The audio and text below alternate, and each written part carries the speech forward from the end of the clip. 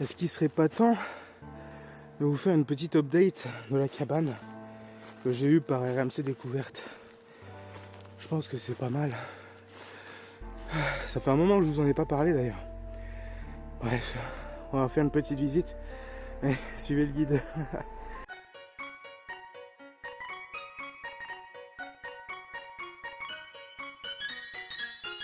Bon, la cabane a été réalisée en février 2020, avant le Covid. Et j'ai eu le soutien de pas mal de copains pour m'aider sur ce projet. Parce que vous imaginez bien, devant l'ampleur de la tâche, et que c'était pas évident.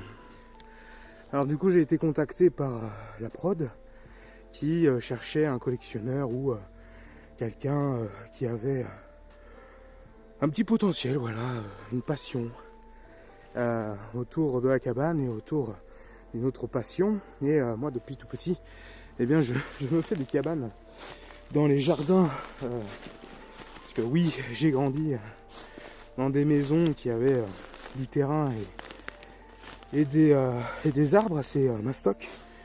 D'ailleurs ma première cabane, si je me trompe pas, c'est enfin une de mes premières, c'était dans un cerisier, voilà. C'était assez fin, assez sympa, je me mettais dedans et je profitais bien. Il y avait une belle vue et tout. Bon, à l'époque, je faisais un petit peu moins gros, donc l'arbre ne souffrait pas trop, mais c'est vrai qu'à une période, impossible de monter dans les arbres, même actuellement. Vous voyez un petit peu, je peux pas monter dedans. Bref, du coup quand ils m'ont appelé, quand ils m'ont contacté, je me suis dit, oh, c'est chelou quand même. Et en fait, tout de suite, je me suis dit, bah vas-y, let's go. C'est ma première émission de télé, entre guillemets, hein, avec moi en vedette.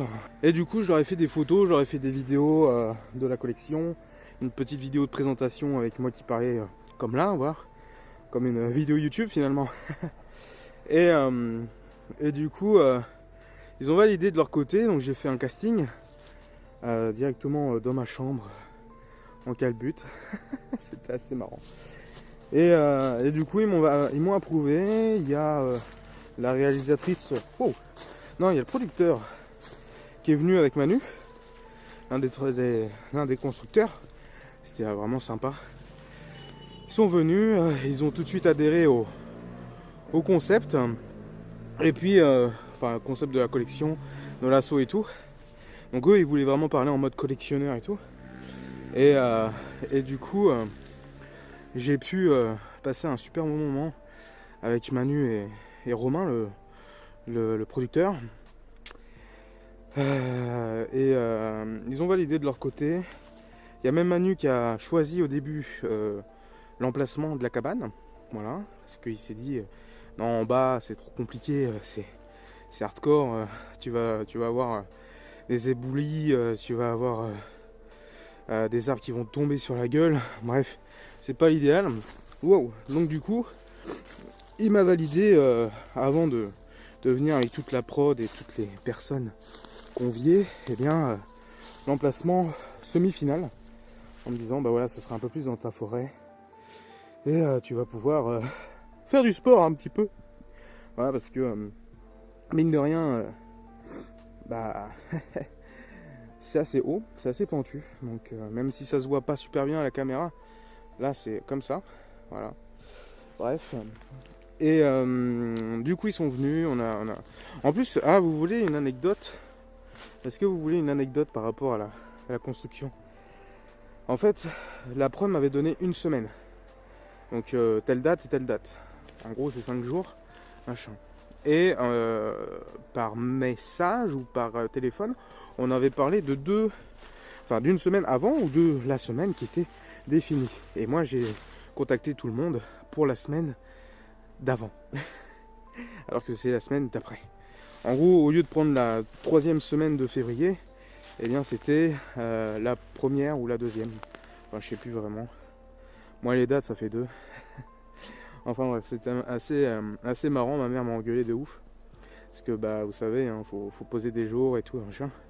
Donc c'est un peu plus compliqué que comme moi, quoi. Je suis un peu libre de faire ce que j'ai envie de faire.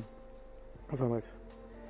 Donc du coup, je me suis fait passer un savon par mes potes et par ma mère. C'était assez fun. Enfin bon. Du coup, tout le monde est venu. C'était super cool. Il y avait une bonne ambiance dès le début. J'étais un peu stressé. Pour pas vous cacher que voilà, moi je suis un grand timide devant l'éternel, donc c'était un peu délicat de se retrouver là, avec des grosses caméras, une réalisatrice qui te dirige un petit peu sur les questions et tout. Bon, bref, j'avais eu une expérience avec The Circle pour Netflix, j'étais arrivé les 30 derniers.